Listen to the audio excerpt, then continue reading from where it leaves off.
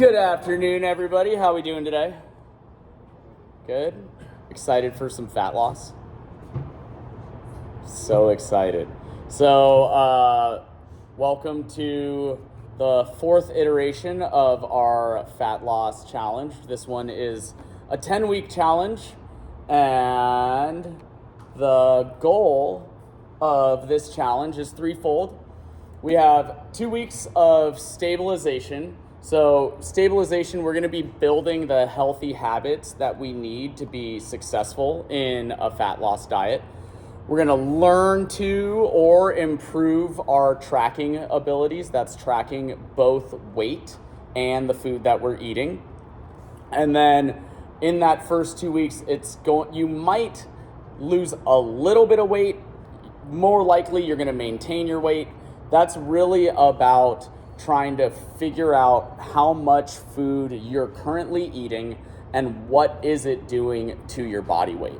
So in the first 2 weeks of this challenge, you need to start tracking all the food and beverages that you have. You don't have to track your water. You can. It's helpful, but not necessary. And track your body weight daily. And there's another slide that will give a little bit more detail on how to do that well and the few different options you have.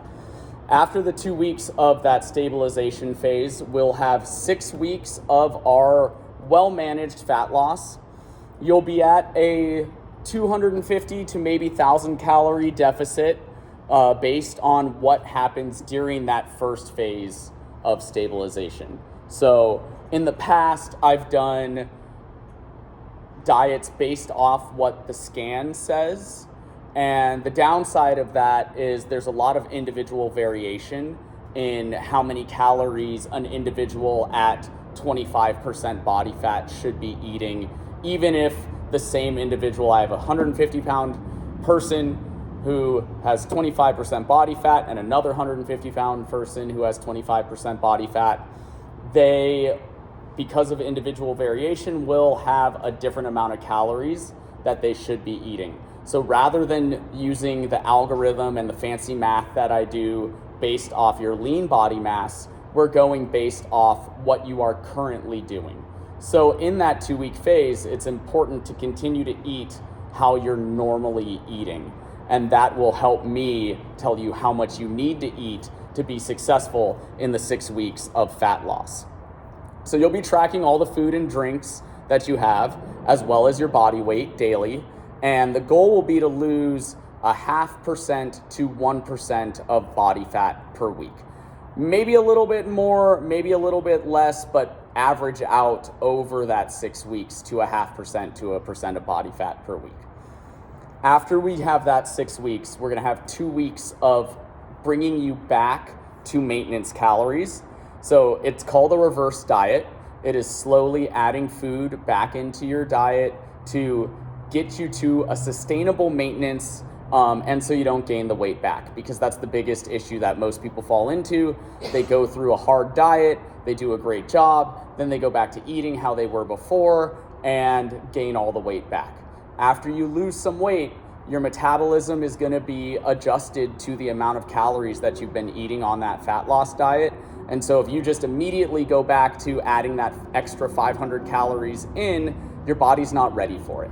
So we'll have a 2 week phase of adding calories back in. That might actually last longer than 2 weeks, depending on each one of you, but minimum 2 weeks of adding calories back in before we're at maintenance.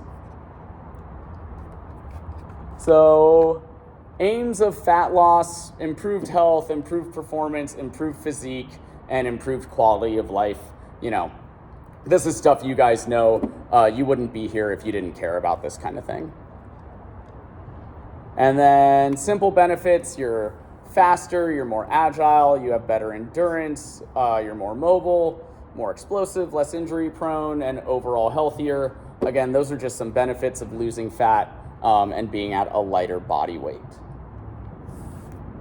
So this is the importance of cycling your fat loss. I've talked with some other members and clients about what it's like to approach a diet as the diet is the rest of your life.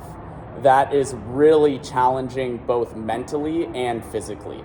Our bodies are not designed to be at a calorie deficit, meaning eating less than we're burning indefinitely. It's just not a great thing for us. So if you don't cycle your fat loss, you have tremendous amount of both physical and mental fatigue. You will likely lose a lot of strength. You'll lose muscle mass. It will be really tough for your body to maintain muscle mass if you're dieting for a long period of time. And then in the gym, you'll see performance reductions.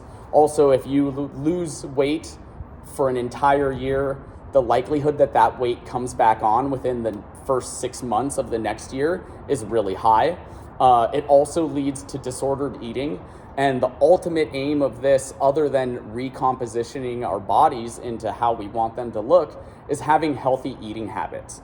And so we definitely don't want disordered eating. An example of that is the, for lack of a better word, exercise bulimia, where we will eat a bunch of food on a Friday night and then we'll come in Saturday morning and beat the hell out of ourselves in the gym to try and make up for what we did Friday night.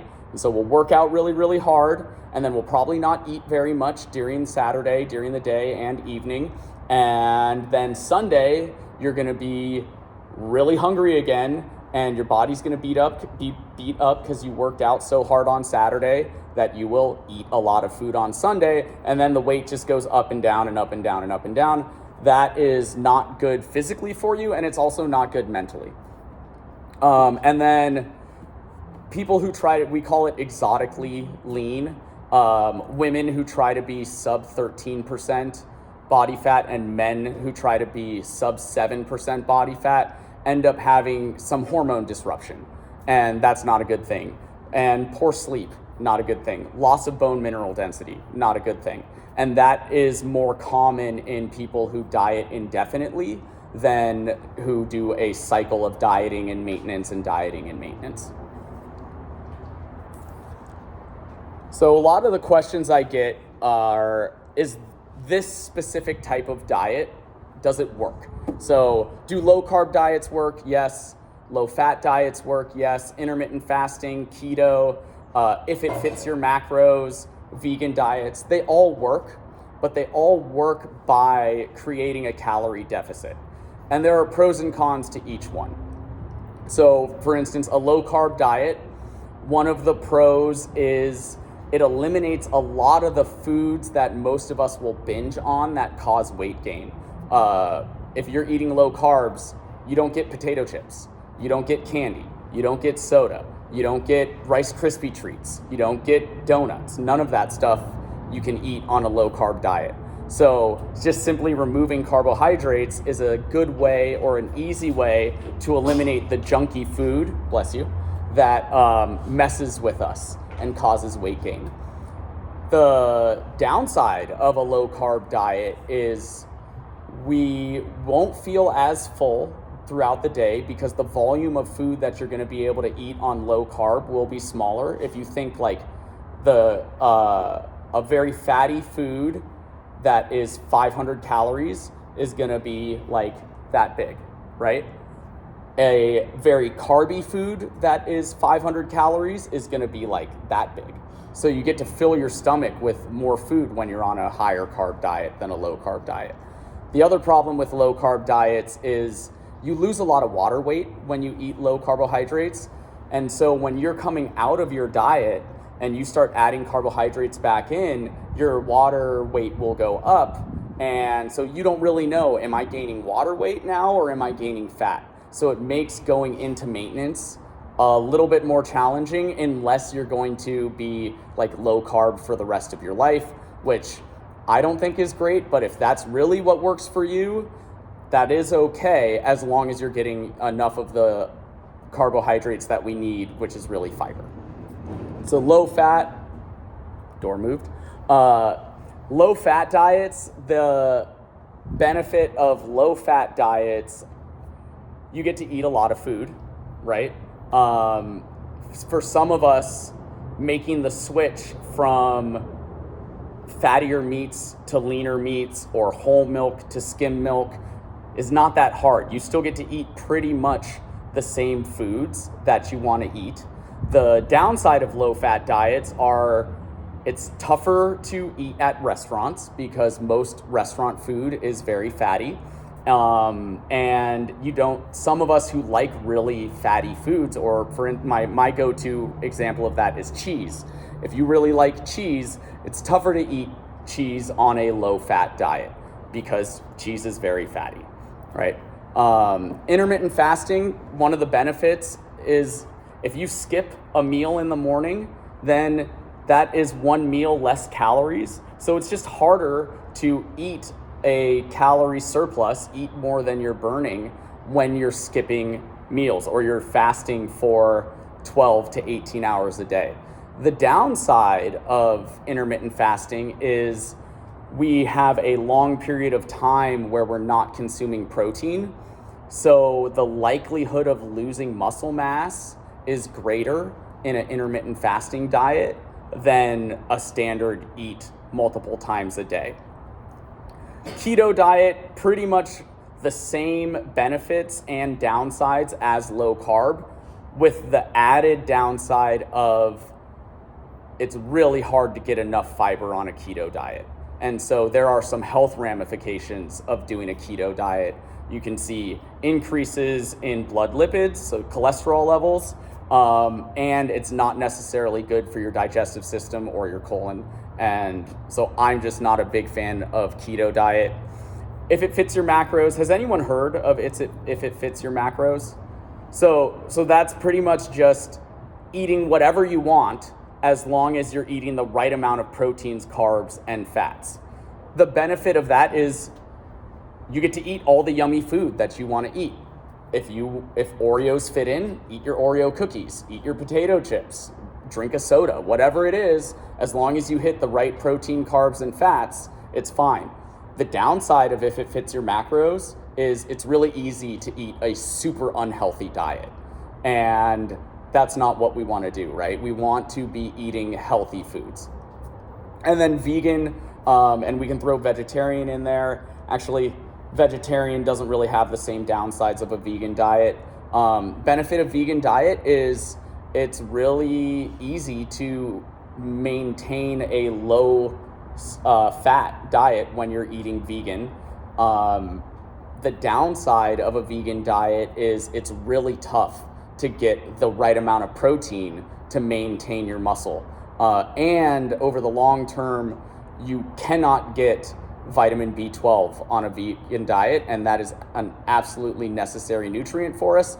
So you have to be taking a B12 supplement. Any questions on these diets or other diets that are not up on the board right now? All right. So these are some examples of how we can structure the macronutrients for different diets. These numbers are just general. It was for easy math.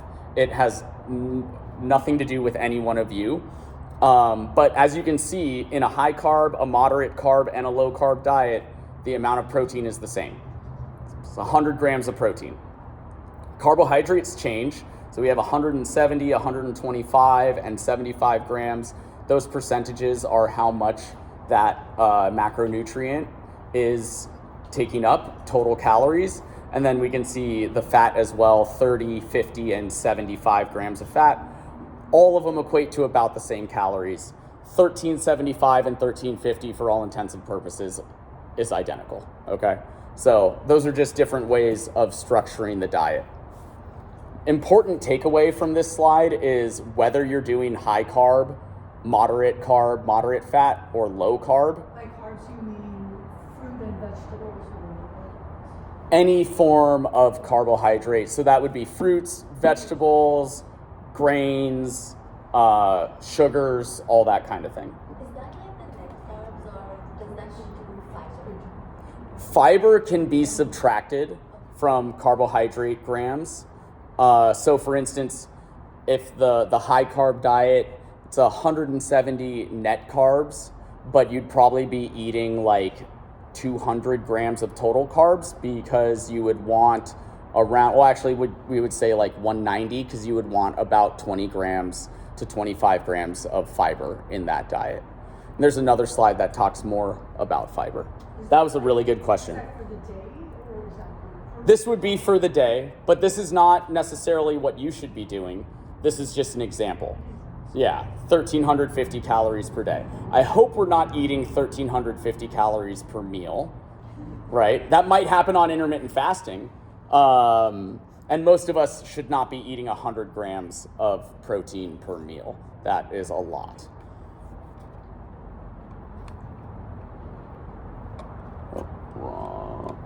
Oh, there we go. Okay, so keys to success. The first key to success is eat at a caloric deficit, a hypocaloric diet. Burn more calories than you eat. This is primarily done through reducing the amount of carbohydrates and fats that you eat in your diet. We don't want to reduce the amount of protein.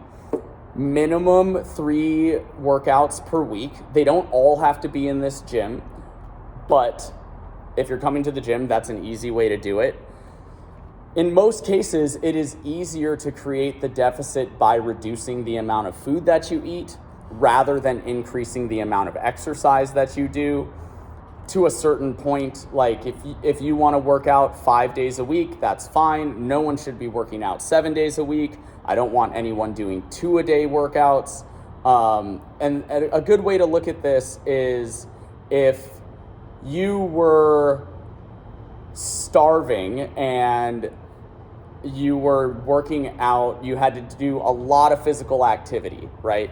And the person forcing you to do that physical activity said, you can either do less physical activity or I can give you more food.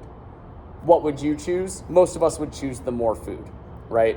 So if we have kind of like the opposite situation where I'm going to give you all of the food that you want to eat, more food than you need, and you're doing no physical activity whatsoever, and I say you can either increase your physical activity or decrease your food, then it's kind of like, well, why would I decrease my food? I have enough food, I'm just going to increase my physical activity because I'm not doing anything at all. So there is a balance there, and that will be based off each one of you. We definitely have to have, though, an increase in physical activity and a reduction in calories, okay? The workouts that you do should be a combination of cardio training and weight training. You guys work out at a CrossFit gym, so we do a combination of cardio and weights.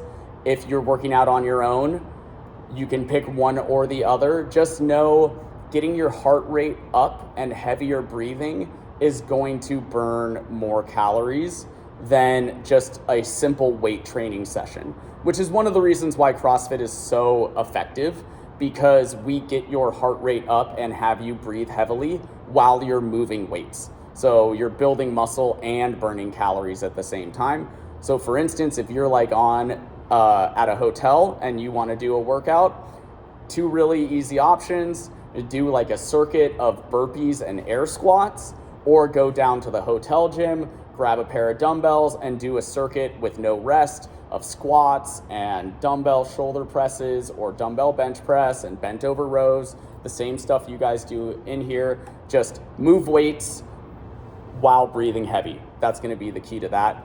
And then really the best thing that we can do is increase our non-exercise physical activity. I count going on walks as non-exercise physical activity. For those of us in here, going on a walk is non-exercise physical activity. The other thing you can do is do more physical activity at home. So if the weather is nice, if you like to garden, go outside and garden. Mowing your lawn counts. One of the strategies that I've always said, which I know sounds really weird, but if I need to increase that physical activity, when I do laundry, my washer and dryer is downstairs, bedroom is upstairs. I'll take one article of clothing out of my dryer, walk it upstairs, put it away. Walk back downstairs, grab the next article of clothing, walk it upstairs, put it away, walk back downstairs, grab another one. Do you have to do one article at a time? No. You could do 3. You could do a handful. But that simple act of going up and down stairs will burn more calories throughout the day. And the biggest benefit of non-exercise physical activity, it doesn't increase the need for recovery, both in terms of needing more food and needing more sleep. If you add extra hard exercise, your body will crave more food. You will feel more hungry. You're not going to feel more hungry walking up and down the stairs 10 times in the day. And then also it will increase your need for sleep. Most of us aren't sleeping enough already. So increasing your workouts to the point where you need an extra hour of sleep, likely you're not going to get that extra hour of sleep. So it's better off to just not do that extra hard workout. Go on a walk. Another strategy as far as walking goes, after every meal, go on a 10-minute walk. Totally fine. Another strategy is called like exercise snacks. So you are sitting at your desk working all day. Every hour, get up off the desk or get out of your chair and do 20 squats or run in place for 30 seconds or do 10 burpees.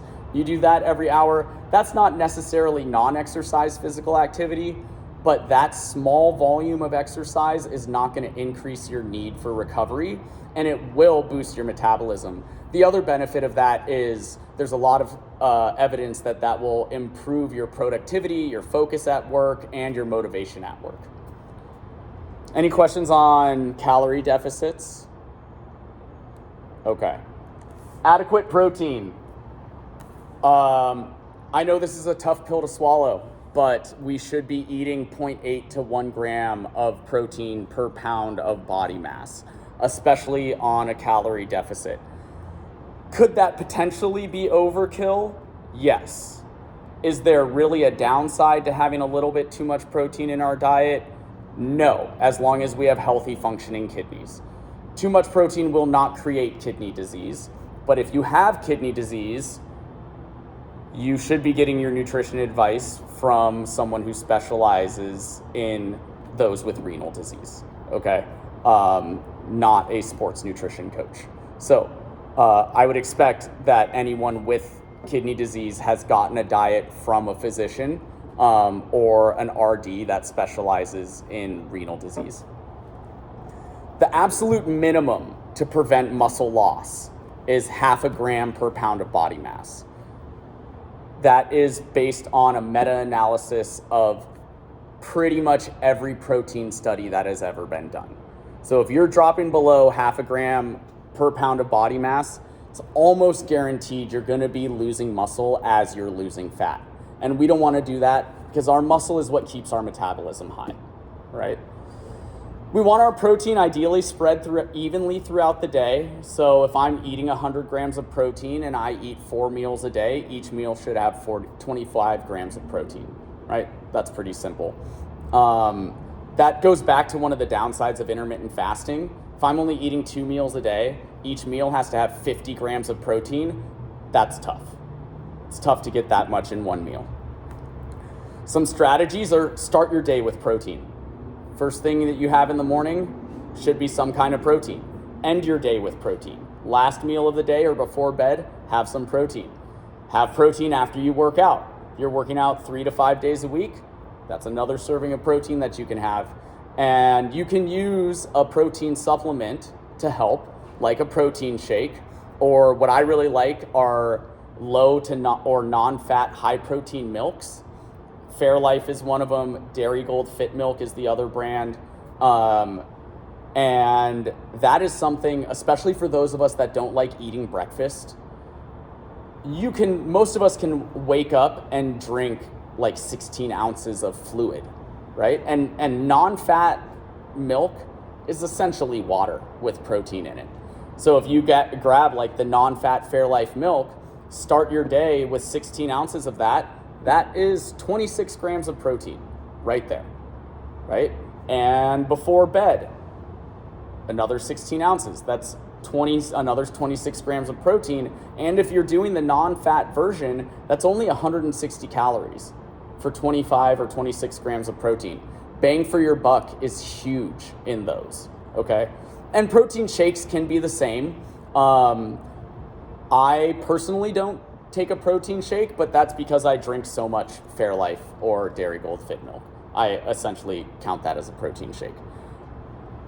Avoid most protein bars because most of them, if you look at the macronutrient proportions, the protein is relatively low compared to the amount of fat or carbohydrates, because fat and carbs is what makes protein taste better when protein is solid.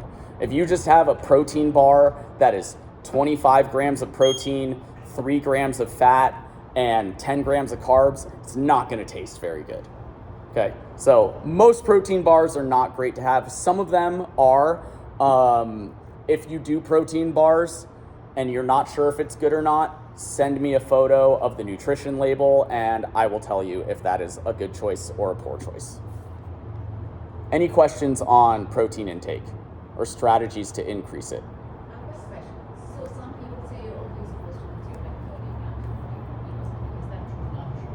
Any limit? Yeah, so and that's because they say you can't absorb more protein than 30 grams per meal. New evidence is showing that that is not the case. So I would not be too concerned with you're not going to use the protein if you have a 50 gram protein meal. Is it better to spread it out throughout the day? Yes, but it's also better to get all of it that you need, even if it's just one meal, than to be like, oh, well, I'm only eating one meal, but I can't use more than 30 grams, so I'm only going to eat 30 grams in the day. I wouldn't be too concerned with that. All right, carbs. Eating enough carbohydrates and fats to support your body functions and your performance in the gym. Really quick, performance in the gym. The harder or more fueled you are to work out, the better your workouts will be, and the better your workouts are, the more calories you will burn during that workout. Simple as that, okay? So if you are so depleted that when you come to the gym, you're barely doing your push-ups or you're barely doing your squats, you're not burning as much energy as you would if you were fresh and fueled and ready to work really hard. And that relationship between being fueled and how many calories or how hard you can work out is not a 1-to-1. It's more like a 1 to 1.5 or a 1 to 2. So more bang for your buck if you come in fueled and ready to work out.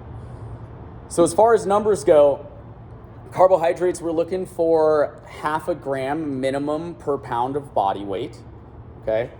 And 14 to 20 grams of fiber per 100 calories that you eat, right? So if you have a 2,000 calorie diet, we're looking for up to 40 grams of of fiber. A little bit more than that is fine. We don't really want to be less than that because then it's just it doesn't help our digestive system the way that we want fiber to help our digestive system. And I didn't write it up here, but we want a combination of insoluble and soluble fiber. Insoluble fiber comes from fruits and veggies. Soluble fiber comes mostly from whole grains, okay? Soluble fiber is really good for reducing blood lipid levels. It's good for your heart. Insoluble fiber is good for digestion and essentially being regular, quote unquote. The bulk of your carbs should be from fruits, veggies, and whole grains, okay? Whole grain bread counts. So a lot of people will ask, do I need to eliminate gluten or should I eliminate gluten? My question to that individual is, does gluten bother you when you eat it? If the answer is no, then there's no reason to reduce it or eliminate it. If the answer is yes, then yes. I think we should all eliminate the foods that bother our stomach or cause bloating or joint pain or anything like that. And we really want to avoid added sugars. Avoid the candy, avoid the soda, avoid the sweetened drinks. If you go to Starbucks and you order a mocha, has anyone looked at how many pumps of mocha they put in that drink? It is like 4 massive pumps. If you need the mocha, ask for 1 pump of mocha, right? It will still taste really good. Not like candy, but it will taste good, and it will have about half the calories that it normally would have. And then fats, minimum 3 grams per pound of body weight. That is to ensure that we have proper hormone function. 0.3 grams. 0.3 grams per pound of body weight. That will ensure that we don't have any hormone disruption. You know, a lot of our hormones come or made from the fat that we eat. If we don't eat the fat, then our body won't be able to synthesize those hormones, and that will throw off everything. And when hormones are off, weight loss becomes hard, irritability goes up, performance in the gym goes down, quality of sleep goes down. We just generally are not nice people to be around when we are having hormone disruption. So if you're having like 100 grams of protein, you want 0.3 weight per pound. Per pound of body weight. So if you're 100 pounds, then you would want at least minimum 30 grams of fat per day. Should I calculate this based on my goal weight so that I'm eating for my goal weight, or should I calculate it by my Current weight, current body weight. So that's really 30% of your intake, because you're taking off your protein intake, so it's 30 to 100. Because if you're 100 pounds, you're taking 100 grams of protein and then 30 grams of. You could look at it that way. Right? And it's simple fat, right? Like natural fat from like meat that you take, or. Yeah, any form of fat. So that can be from fatty cuts of meat. It can be fish is obviously one of them. It can be from avocados. It can be from the yolk of an egg. It can be from the oil that you cook with. It's not unsaturated fat or. Not, that is total fat combined. So the next bullet point is max 10% of total calories per day should be from saturated fat. So if you're eating 1,000 calories per day, you want no more than 300 calories coming from saturated fat. So then you can figure that out. So I don't put specific numbers up there because that's different for each person, how many calories they're eating per day. But ideally, we're not going above the 10% range in the saturated fat. You're going to share this, right? Yep. Yeah, everyone is going to get this full presentation sent to them, and it's recording right now, and everyone is going to get the video recording of the presentation as well. The benefit of being here is you guys get to ask me questions like that. Everyone who's just watching the video, they don't get to ask the questions, but they get to hear the answers from all the wonderful questions that are coming out today. The big thing with fats is watch out for hidden fats, things like salad dressing and cooking oil. At home, you know how much oil you're cooking with, but it's pretty easy to that's a tablespoon of oil, but I'm gonna do that in the pan, and then you have like a 1/4 cup of oil in your pan. Does all of that oil end up in the food? No, but a lot of it does. And that's a really easy way to go from having, like a tablespoon of oil, call it about 100 calories. It's really easy to go from 100 to 300 without even noticing it. So at home, watch what you're adding. Where we really need to be careful with it is restaurant food. So they don't care how much oil they're putting in for 2 reasons. One, it tastes good, so it makes the food taste better. Also, when you cook with more oil, the pan stays cleaner when you're done cooking, so it's easier for them to wash their dishes afterwards. So just watch out for hidden fats in cooking oil and salad dressing. That's a big one. I am probably one of the few nutrition coaches out there that doesn't recommend salad as a meal, and that's simply because most of us, when we have salad, we're throwing a ton of dressing, whatever it is, Caesar dressing, French dressing. Even if you're just doing a simple combination of balsamic vinegar and olive oil, it's really easy to put 4 tablespoons of olive oil in that 4 tablespoons of, or 3 tablespoons of balsamic vinegar, and then you have 400 calories of salad dressing. If you're using olive oil, it's super healthy fat, but it's still really high calorie. So just be careful with that. Any other questions on protein or on carbs and fats? Okay. So tracking. To be successful in this kind of a diet, you must track your food. You must track your body weight. And you should start now. And that's what this first 2 weeks is all about. Getting used to tracking, because it is hard to change many habits at once. So learning to track at the time that you're also at a calorie deficit is really challenging, because we have limited willpower. We have limited mental capacity. So this first 2 weeks, don't worry about eating at a calorie deficit. Don't worry about hitting those numbers from the slides before. Eat the way you've been eating. Worry about getting in the habit of tracking your food and tracking your weight. And there are 2 ways that you can do it. You can use an app like MyFitnessPal, or you can use the servings checklist. You will get that emailed to you along with some other stuff that I will send. And that is essentially just a check mark. I had a serving of protein. I had a serving of carbohydrate. I had a serving of fat. And then at the end of the day, you would send that to me in the app that I use. Some of you have used it before, the EverFit app. Those of you who haven't, it's an app that I use during the nutrition challenges and for my one-on-one nutrition clients to communicate, as well as for me to monitor intake of food. So you would send that to me every day.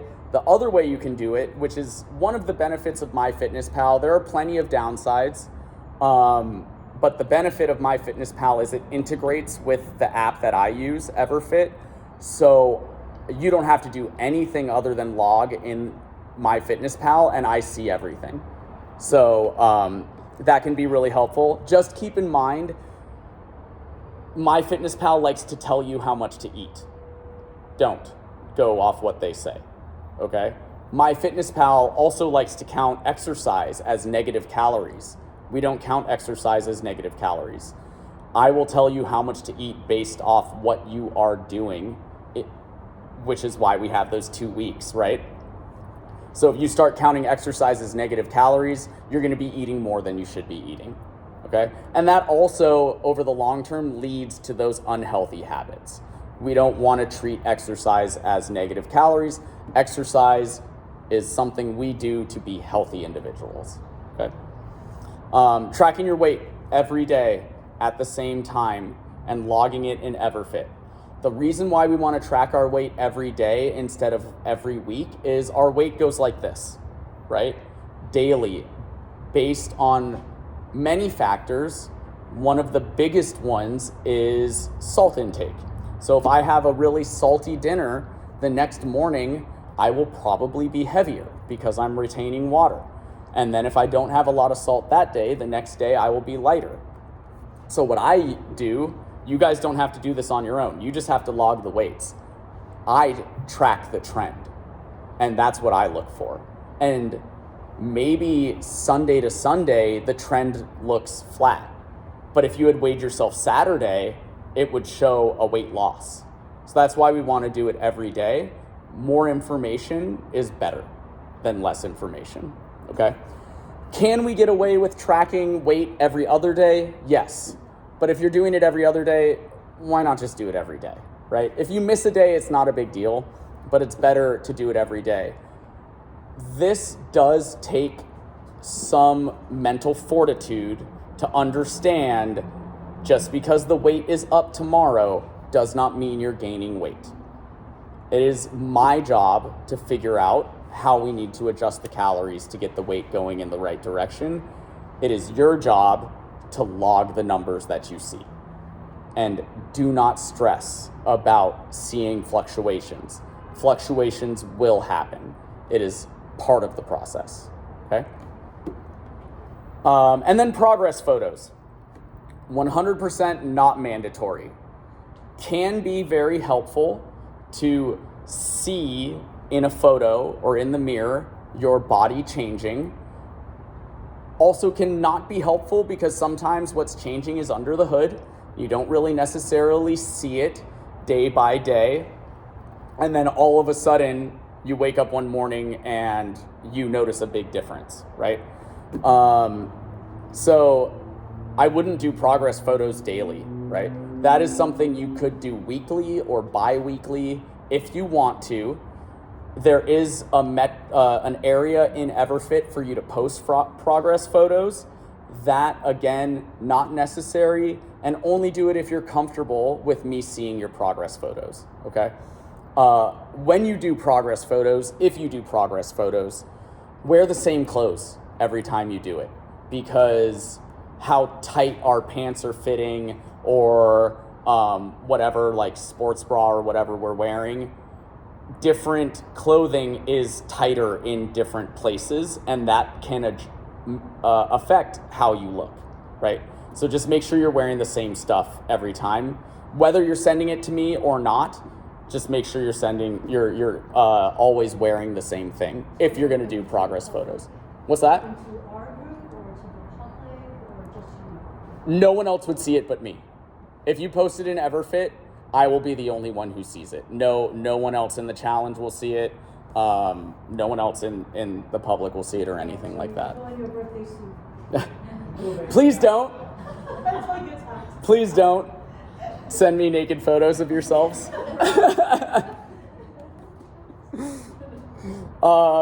Any questions on tracking? Okay. So this I'm going to go to pretty quick because this is another thing that's going to get sent to you. These are the healthy-ish forms of protein, the eat more, the eat some, the eat less. Some of you have seen this before. For this 6 weeks, I want the eat less to really be eat none, okay? So the stuff, the fried meats, chicken fingers, nuggies, high-fat ground beef, like the 80-20 stuff, hot dogs, sausage, salami, that kind of stuff. Try to just not do it for 6 weeks. If it happens here or there, not the end of the world, but what I really don't want is for you to have something from that side daily, okay? The reason the swordfish is up there is simply mercury content, and that's just about being healthy. We kind of want to stay away from the high mercury fishes. So that's swordfish, shark. Some tuna is pretty high in mercury. I wouldn't do tuna more than once, maybe max twice a week. And that's simply for long-term health. What we want to try and eat the most of is the stuff in the first category. So whole eggs and egg whites, fish like salmon and trout and halibut, and, tilapia is even fine. Catfish is great. Yeah. Chicken. Some people, I used to have this thing between chicken breast and chicken thighs that we should just eat chicken breast and stay away from the chicken thighs. To be completely honest, the amount of added fat in a chicken thigh versus chicken breast is only a few grams per ounce, or not even per ounce, a few grams per serving. So like with chicken breast, maybe you're getting 1 gram of fat for 25 grams of protein. Chicken thighs, you're getting like 3 or 5 grams of fat for 25 grams of protein. It's not that big of a difference, but just remember you are having more fat. So if you are eating chicken thighs, totally fine, reduce fat in other ways, okay? So maybe you like chicken breast with a little bit of cheese. Chicken thighs, no cheese, right? Lean beef, bison, lean pork, wild meats like deer, elk, moose, if we get that out here. I've never seen it down here. Things like lamb and goat, they can be higher in fat. It really just depends on what cut you're eating. So if you're going to have a steak, if you see a lot of white in that steak, it's a fatty cut of meat. So some meats that are pretty lean, top sirloin, eye of the round, filet mignon actually is pretty lean. The ones you really want to stay away from, prime cuts, no go. Those are really fatty.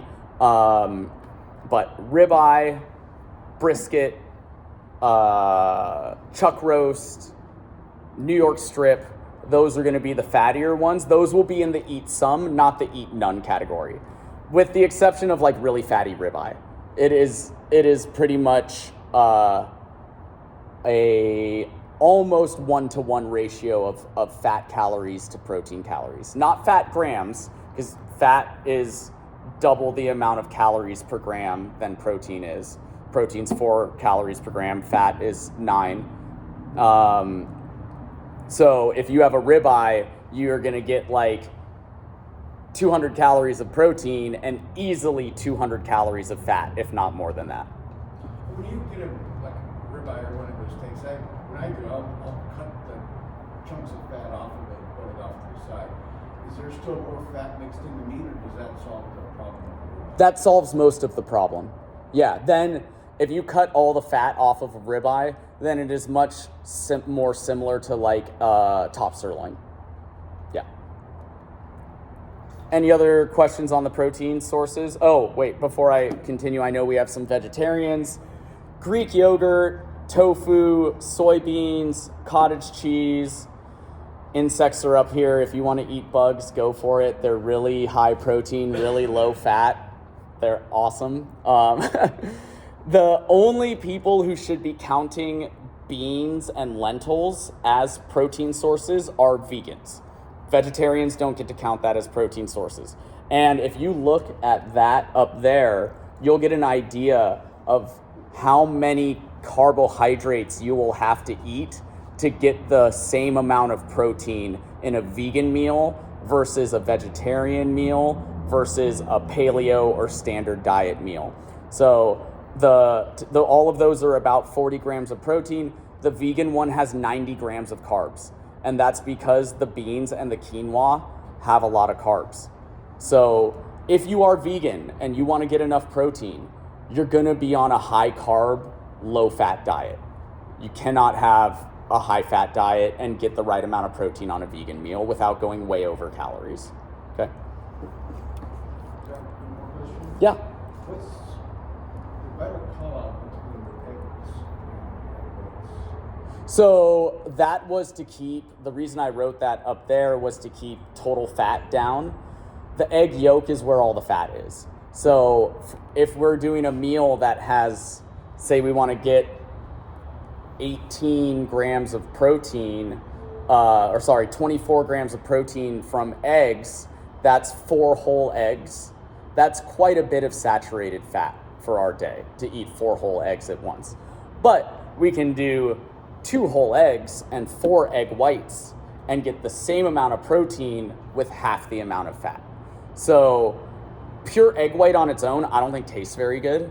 I like want at least 1 yolk in my eggs. So what I do, and I hate wasting food, so I don't throw away egg yolks. I buy whole eggs and I buy egg whites in a carton.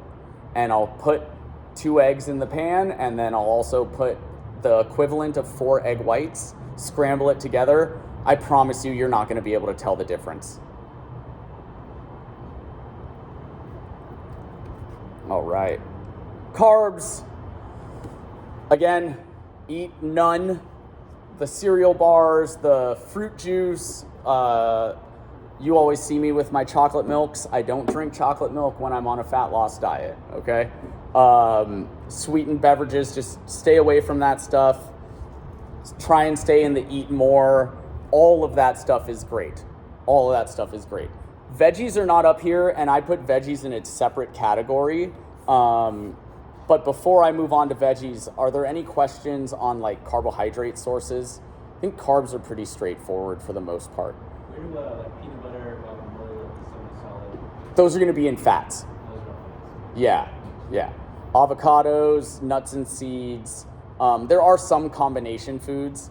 like eggs are technically a combination food, but we're not going to count peanut butter as a protein source. It does have protein, which if you're counting your macronutrients, like you're actually counting the grams of protein that you're eating using like MyFitnessPal, then the protein in peanuts will absolutely count towards your total protein goal.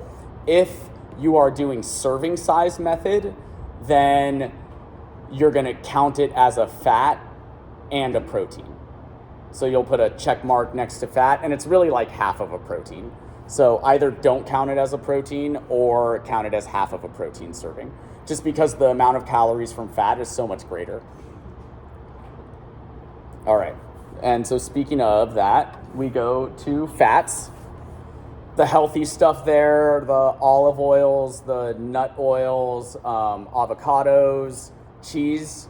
I know it's high in saturated fat, but hard cheeses are also really high in other healthy fats, but they're just really high calorie. Peanut butters, almond butters, coconut, all that stuff, those are your fat sources. And then the stuff we want to stay away from are like the really fatty meats. Like bacon is not a protein source. It is a fat source. It has way more fat than protein. And a lot of sausages as well have more fat than protein. But like butter, American cheese, corn oil, cottonseed oil, those are on here as not as the eat some. I really don't have a problem with that industrial seed oil kind of issue. All of the science really shows that people who eat, for instance, more canola oil and less coconut oil have healthier blood panels, right? So there was this huge thing in the paleo diet. It's like you can't have canola oil or corn oil or cottonseed oil or soybean oil. I get it from the standpoint of you are extracting oil from something that isn't oily, so it seems not right, and it's a highly processed product, also seems not right. As far as the science goes, if you are eating, say, 500 calories of fat from coconut oil and 500 calories of fat from canola oil, the person eating the canola oil will have healthier blood markers. That's just what the evidence shows, okay? And I try to base my stuff off what is going on in the peer-reviewed scientific journals, not what's going on with Joe Schmo CrossFit coach who has a paleo diet and is really dogmatic about eating non-processed foods. You cut a steak off of a cow, it is now a processed food, right? Pasteurized milk, processed foods. Everything we eat is processed in some way, okay? You peel an orange, you're processing that orange as you're peeling it, right? Do you have to eat those? No. Just don't stress out about it. If that is the oil that you have at home, don't feel like you need to throw away your canola oil. And if you are throwing away your canola oil, replace it with olive oil or sunflower oil or potentially avocado oil. Don't replace it with coconut oil, okay? We know now coconut oil is not that great. Maybe Alexa disagrees with me. Questions on fats? Okay. Veggies. If we're doing serving size method, I don't count most veggies as carbohydrates because they are so low in carbohydrates. They're so low calorie, you are not gonna eat too many calories from having too many veggies. The one exception might be something like carrots or pumpkin or butternut squash, maybe, but no one's eating like 30 carrots, okay? So I encourage you all to eat as much of this stuff as you want. It also keeps you really full, and it's got a lot of phytonutrients. It's really good for you. Try and get various colors. That's a good way to know, are you getting all the nutrients that you need? You don't have to do each color every day. Maybe pick a color for a week. This week I'm gonna eat stuff from the orange category. Next week I'm gonna eat purple things. And then next week I'm gonna eat green things. Or you could do it day by day. However you want, just try and get as much of these as you can. What you'll notice is Corn is not in the veggies list. Corn is a starch, so it is a carb. Potatoes are a carb. They're not a veggie. Okay, I mean, maybe like culinarily they're considered a veggie. As far as dieting goes, they are a carbohydrate. Okay, some other things to consider. Sleep. I mentioned that most of us are chronically undersleeping already. Poor sleep leads to fat retention. That is just a thing. So if you're not getting good quality sleep and you're not getting enough sleep, your body will try to store more fat than it would if you are getting more sleep. That's just bar, period. An individual who is getting 6 hours of sleep and eating 1,000 calories a day versus an individual who's getting 8 hours of sleep and eating 1,000 calories a day, the 6 hours sleep person will retain more fat. The other thing is poor sleep also leads to poorer eating habits. So not only are you not as efficient at reducing fat, you're going to want to eat less healthy foods. So sleep is really important. Alcohol impairs quality of sleep. It increases calorie intake for calories that do absolutely nothing for you. And it increases that in two ways. Way number one is the alcohol itself and or what you're putting with it. Like a margarita is like 350 calories, right? The other thing alcohol does, it reduces obviously inhibitions. One of our inhibitions is, am I going to eat that slice of pizza?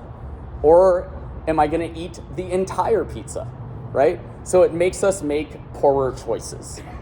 Do you have to eliminate alcohol from your diet? No. Will you be more successful if you do? Yes.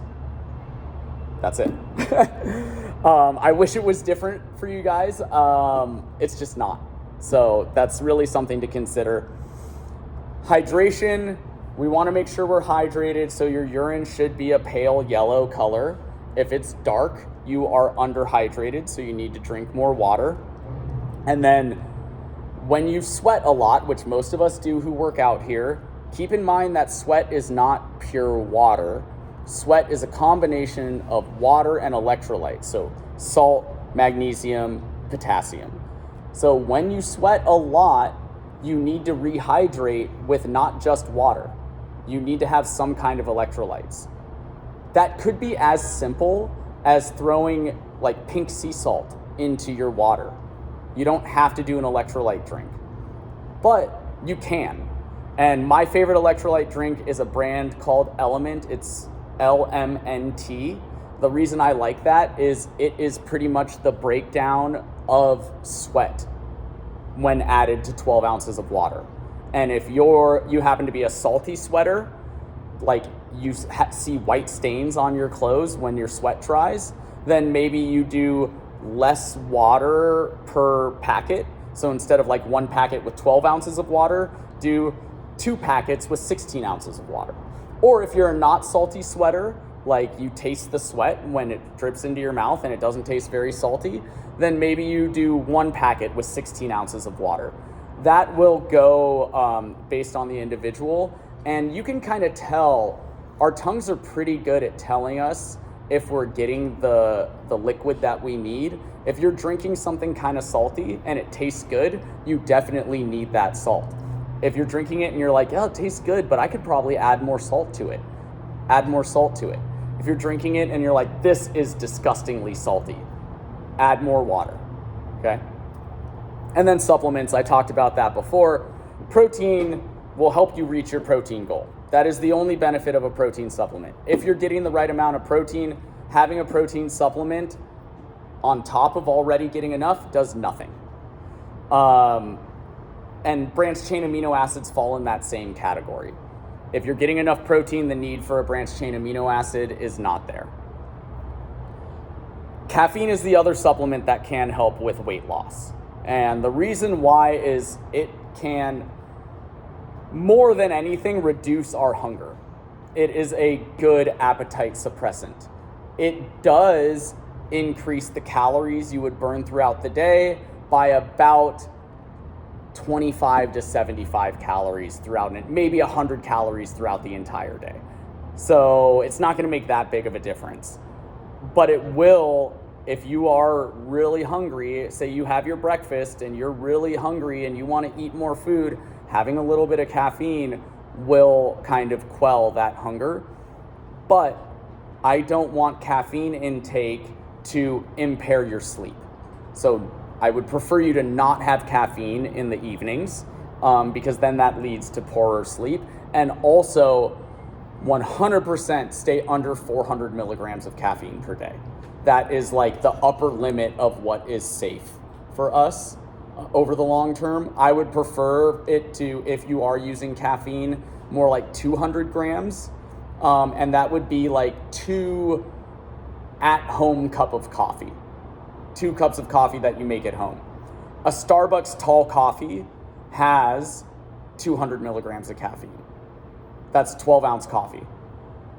A venti has like 450 milligrams of caffeine. So if you go to Starbucks, you get a venti coffee, that is a little bit more than you should have in the entire day. So split it in half and pour a little bit of it out. Or just make your coffee at home because it's so much cheaper. Tastes better too if you know what you're doing. What about sugar-free energy drinks? Well, 1,000 different. Yeah, I would rather it just be black coffee, but as long as those all show how much caffeine is in them, so that's really helpful.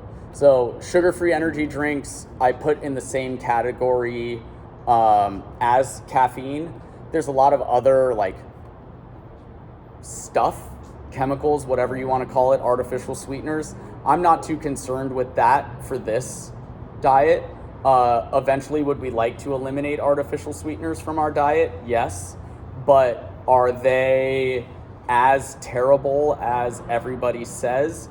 Right now, the science says no, they're not as terrible as people think they are. What I do recommend staying away from is the pre-workout drinks. Most of the pre-workout drinks, and this is new knowledge that I've gained. It's also new science. They don't necessarily have what they say they have in them. They might have some other stuff. And that's not necessarily because the company selling it to you puts other stuff in it, but it's because they're manufactured in the same manufacturing plants that manufacture the stuff that bodybuilders inject into their butts. So you need to be careful with pre-workout beverages and other supplements in that category. So if you are going to do any kind of pre-workout supplement, look for one that is third-party tested and has the NSF or NFS certification. That means it's certified clean for collegiate athletes. Because if they get popped for anything, their career is over.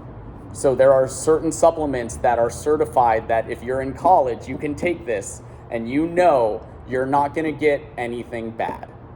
Bad meaning like, most of you won't know what these are, but like the hormone boosting supplements, the muscle building supplements that bodybuilders take that are really, really bad for you.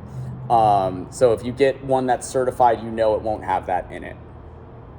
And then the other supplements that are in pre-workouts like beta-alanine, betaine anhydrous, there's some evidence that they benefit your workouts, then there's some evidence that they don't.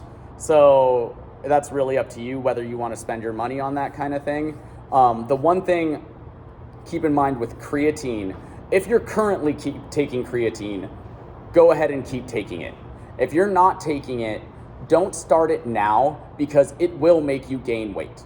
It will be water weight, but it will cause that gain, and that will throw off what we're trying to do for the next few weeks. Okay? Any questions on this slide? Two things, like at work we have an accountability group, so we meet up at least once a week, actually twice a week. And then like can we, if you guys want, like put in a WhatsApp group and just like, hey guys, what are you doing, right? And then another thing is my videographer. His partner owns a CrossFit in Bloomfield, so he's pretty. He did his own element, and it's a fraction of the price. Oh, cool. So I could share it if you guys want to get into WhatsApp. That'd be super helpful. So, And he said it's you get a kitchen scale, you get the material from the online bulk supplements. He uses it himself, and then he drinks it. Sure. So that would be totally helpful to share. In Everfit, there is a group forum that all of you will be a part of, and that is where we can share struggles, wins, questions, all that stuff. Questions about food, I prefer to go into the group forum because many of us have the same questions and maybe just one person asks first. So, and that can create a good dialogue. So in the forum, there will be a 10-week nutrition challenge forum in Everfit app that all of you will be invited to join. I will post stuff in there as well. That's also where I post a lot of the video links for stuff that I create throughout this challenge. Every time I think of something that will help people, I create a video and I post it in there. So yeah, that you're more than welcome to share that stuff. I've got a question unrelated to caffeine, but 0 calorie sodas. Yeah. Low carb, no sodas is part of the carbs. What are 0 calories? So going back to the trying not to do so many things all at once. If you currently drink diet sodas and that's what keeps you going and that is your treat, don't make it harder on yourself than it needs to be, right? And it's as simple as that. Okay, so I think this is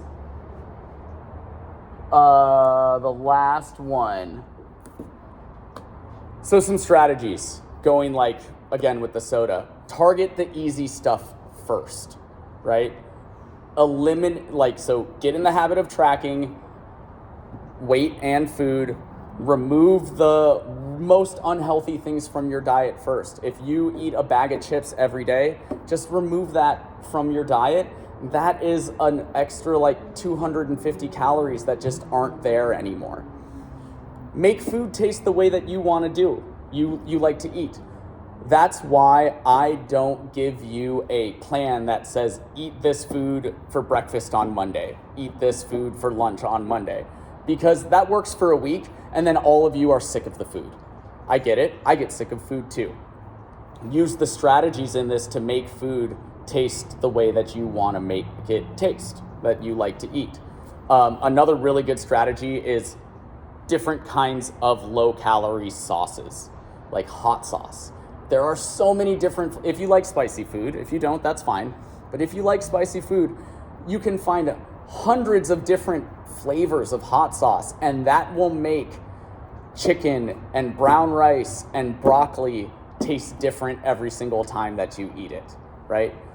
Change the flavor, don't necessarily change the component, okay? Prep your meals, or at the very least, prep your protein. So when you get home, you don't think, oh, now I have to cook this steak. Cook all of your meat or your protein sources on a day when you have the time and put half of it in the freezer, half of it in the refrigerator so that you always have it ready. One of the things I really like to do, especially for those of us that are living with other people that aren't doing a fat loss diet, I cook 4 pounds, or I'll buy a pack of chicken breast from Costco. I cook it in the Instant Pot all at once. I shred it and I put it into 4-ounce servings in Ziploc bags and I freeze those. And then anytime I need, we have a meal and I'm like, that's not enough protein for me to reach my goal, I grab one of those, I microwave it, cool it off, and I just mix it with what else we're eating. Chicken tastes like whatever you're mixing it with. So that is a really simple strategy to just up the protein in what you're eating. You could always use a meal service plan, like FitTrax. These guys here will deliver food to the gym. Really good combination of macronutrients. There's another one out there called Factor. In my experience, Factor meals tend to be pretty high fat relative to the protein that you're getting. I don't know if they've changed in the last 2 years. They have too much sodium in it. Too much sodium. Yeah. So there we go. Factor. I think they're selling people like us on their product, but it's really not what we want to be eating. A lot of it is very creamy too, right? Yeah, I tried it because we get discount from work. Uh-huh. So I tried it a few times. It's too small. Like the portion is too small and it could have like 600 calories and you still feel like you want to eat something else. So it's not that good. Yeah, for sure. So that is not how FitTrax is. FitTrax, you're going to be getting either a lot of food for the calories, or the food won't be a tremendous amount, but the calories will be like 350, 400, and like 30 grams of protein. Yeah, so cheat with caution. A lot of people do cheat meals during their diets. For some people that works, for some people that doesn't. If the cheat meal, and it's a cheat meal, not a cheat day, if the cheat meal keeps you motivated and you do one cheat meal a week and that is your treat and you're like, I can do this 6-week diet because once a week I get to have my slice of pizza or I get to eat my cheeseburger once a week, then go ahead and cheat.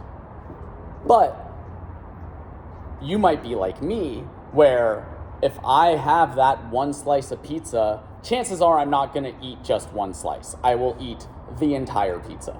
And then I've just eaten 2,500 calories of pizza and thrown off a week of calorie deficit in one meal.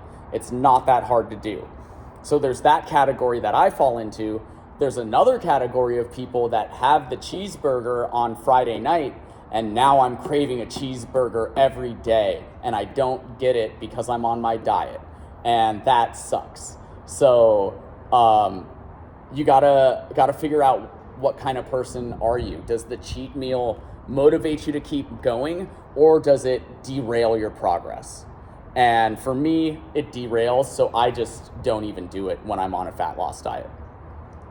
Don't try to change too much all at once. That's kind of similar with targeting the easy stuff.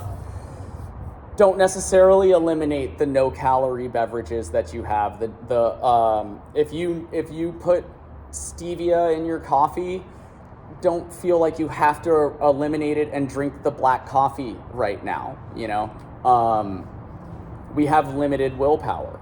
So another thing people will try to do is they're like, oh, I'm also going to give up chewing gum for some reason during my fat loss diet. I think that's silly. Like, that's a really good way to make sure you're not overeating and still get some good taste in your mouth. So don't try to change everything all at once. This next one is specifically why we do the cycling of fat loss and maintenance. Remind yourself it's not forever. It is 6 weeks. You guys can do it for 6 weeks. You guys can be, is it gonna be the most fun 6 weeks?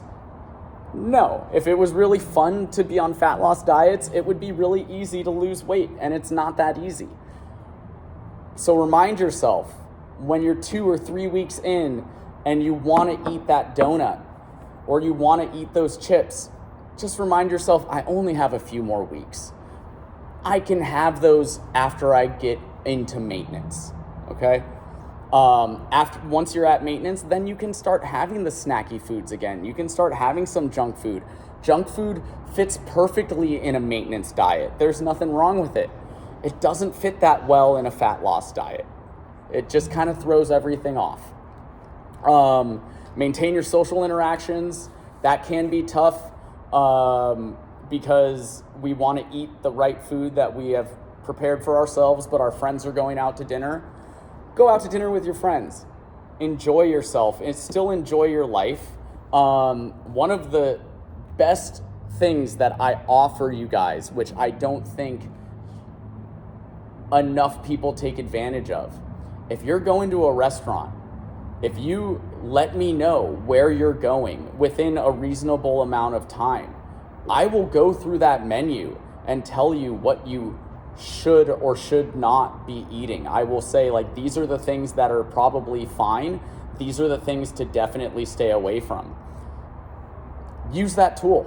It makes life so much easier for you. And then another thing with restaurants, have a plan of what you're going to order before you go there, because you can look at the menu at home and say, I'm going to order this grilled chicken breast sandwich with a side salad, and that's what I'm going to order.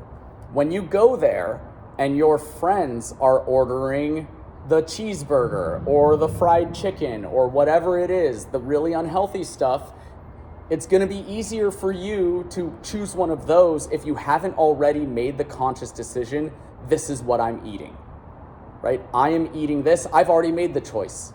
So there is no choice. I get in, I don't even have to look at the menu. I don't care what everyone else orders. I'm getting the chicken breast with the side salad. I'm not going to order the fries, okay? It's easier said than done, but it will make going out to restaurants a much better process during a fat loss diet. And then finally, expect to feel hungry and expect to have cravings. That's part of the process. If you go into it thinking you're not going to have that, then when it comes, it will mess with you. But if you go into it knowing there will be periods of the day where you feel hungry, when it shows up, you feel like, or you think, yeah, I knew this was coming. I knew this would happen, and I can deal with it. It's okay to feel hungry for a little bit of time. Should you feel like you're starving? Absolutely not.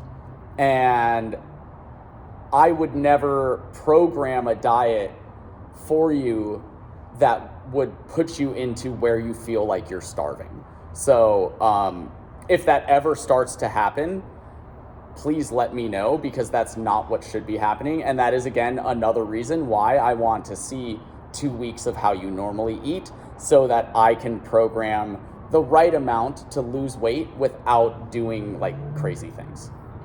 Okay? I've got a quick question. So the 2 weeks of tracking initially, do we cut out the junk during those 2 weeks? Because then that would mean No. already. No. You eat the way that you're normally eating. Because if you cut out the junk, then I will say, you're eating this much food now, I need to reduce it. And that's not what we want. Then you end up in way less calories, okay? There were actually a couple more slides. So really simple changes. I'm gonna go through this really quickly. Am I eating enough protein? Am I getting 8,000 to 10,000 steps a day? Non-physical activity. Am I drinking high-calorie drinks? Get rid of them. It's a simple change. Do I eat cookies, chips, or other junk food? Get rid of them. It's a simple change. Am I getting 20 to 60 grams of fiber in the portions that we, relative to how many calories? Fiber will help keep you full. That is a really simple change. Am I still consuming alcohol, or am I still consuming it at a high rate? Reduce it or eliminate it. Easy thing to do. Easier said than done, but it is one of those changes that will lead to a great fat loss diet. Am I getting 7 to 9 hours of sleep per night? Do your best. Am I staying on my phone watching a video at 11 o'clock at night that's going to keep me up until midnight? Just turn it off, right? I know it's tough to go to bed. I know it's tough to fall asleep when we're used to doing that kind of thing. It will take a week, and then you'll start falling asleep easier, okay? And then, am I exercising 3 to 5 days a week? Make sure you're doing that, all right? Whether it's in the gym or not in the gym. And then as far as what happens next, this is what happens after the diet. This I'm not going to spend much time on because everyone will forget, and there's an entire video presentation that I have on what's going next. And it's really, if at the end of the 6 weeks you feel like I have no desire to add more food to my diet, like this is not even hard, then you can go for up to another another 6 weeks. Don't think about the 8 weeks. You could go for the diet for another 6 weeks on your own if that's what you want to do. However, my real recommendation is do the maintenance phase, do the reverse diet, get a successful fat loss diet under your belt for 6 weeks before you try to do a 12-week one. After you've done one for 6 weeks and you've had a successful reverse diet and maintenance, then you'll really know what it feels like to do a full successful phase, and that will let you in the future know, am I a 6-week fat loss phase kind of person, or can I go higher? Can I go 10 weeks? Can I go 12 weeks? So if this is your first one, I highly recommend not going over 6 weeks. And then the reverse diet is just a simple way of adding food little by little to bring our metabolism back up. The big thing, and this is where most people fall off in the reverse diet into maintenance, you don't get to add the junk food in the reverse diet. So yeah, I did my 6-week diet and now I'm gonna have 2 weeks of reverse diet. You're still eating diet foods. You're just eating more of them. So that's where a lot of people mess up. And so they push their diet to 12 weeks and then they go into their reverse diet, but now their reverse diet is full of junky food. Well, that's unproductive. We should have cut our diet, the fat loss phase, at 6 weeks and then done the reverse diet, because that really means you're doing at least 8 weeks of no junk food or not a lot of junk food, or 10 weeks of no junk food or not a lot of junk food. And then the maintenance phase can last anywhere, minimum 2 weeks. I've had someone who has been on reverse diet for like a month and a half, and they are just adding food. And they're like, my weight's not coming up. Can I add more food? It's like, absolutely. And they're now eating way more calories than they have in their entire life, and they're not gaining weight. And that's an awesome thing, right? Okay, that's it. Went a little longer than I was planning. Thank you all for sticking by and staying. The one thing not in the scans, or in this in the presentation, is the scans. We are going to do scans after the 2-week phase of getting the habits done, okay? I don't want you guys to be thinking about those numbers during this 2 weeks. We'll do the scans sometime after these 2 weeks. When you do the scans, in the past, I've let people do scans with other coaches. That's not going to happen this time. You're only going to be doing scans with me, okay? And we can schedule it together. I will make extra time. If you are an early morning workout person and that's the only time you're in the gym, I will be here to do a scan with you. I want to be here when we're doing the scans so I can go over everything with you. So what you guys need to do is start tracking food and weight. That's it. That is your job for the next 2 weeks. You'll get the app invitation. I will resend it to those of you that have used it before. Start logging. Ask me questions in text message. That's the best way. Almost all my communication for this is going to be through text and through the Everfit app. I've just been having too many issues with emails, and I know you guys are like me, get like 100 or 200 emails a day. It's really easy for them to fall down into the bottom or go into junk mail or whatever. So text message. The one thing I would like you all to do, just so I have it in case it's needed, you guys all have my phone number. Text me the best contact email for you, because I know a lot of the emails in Wodify are the emails that we never check. So that, just text me the best email contact for you, because if I have big files that I want to send you, they're going to come through email. But I will also send you a text and say like, hey, I just sent you an email. All right? Before you guys, or if anyone needs to take off now, You are free to leave. You're also now free to ask me any questions that you have.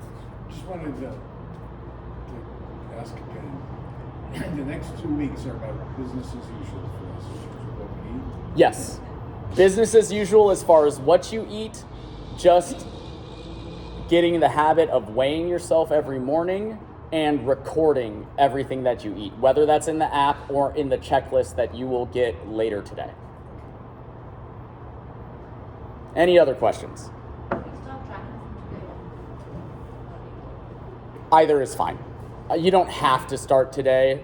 You have to start tomorrow. We don't have to start today. Tracking, you don't have to start tracking today. You have to start tracking tomorrow. I was gonna get this I'll picture this up with If crumble cookies are part of your normal diet, then you should continue to eat them for the next 2 weeks, right? The next 2 weeks, the diet hasn't started. The habit building starts. The habit building of tracking and logging the meals is what happens for the next 2 weeks, not the diet. The diet starts in 2 weeks. sushi considered bad for fat loss diet? It is, sushi in general is too hard to say because there's like sushi that is sashimi, which is just raw fish with maybe a little bit of rice on the side, or nigiri, which has rice under it, or rolls that are simple rolls, or the extravagant rolls with all the yummy sauces and the fried shrimp inside of it. So if you go like sashimi or nigiri, nigiri just ends up being a little bit high carb, but if you're on a higher carb, low fat diet, that's perfectly fine. What I would probably do instead of nigiri is order sashimi and a side of rice. And then you're gonna be able to control your portions a little bit better. All right, you guys, thank you so much for showing up today. And don't hesitate to ask any other questions. If you want to text me before you get the app invite, go ahead and shoot me a text. Otherwise, you can communicate through the app or through text message. It's all good. And don't hesitate to ask questions in the gym either.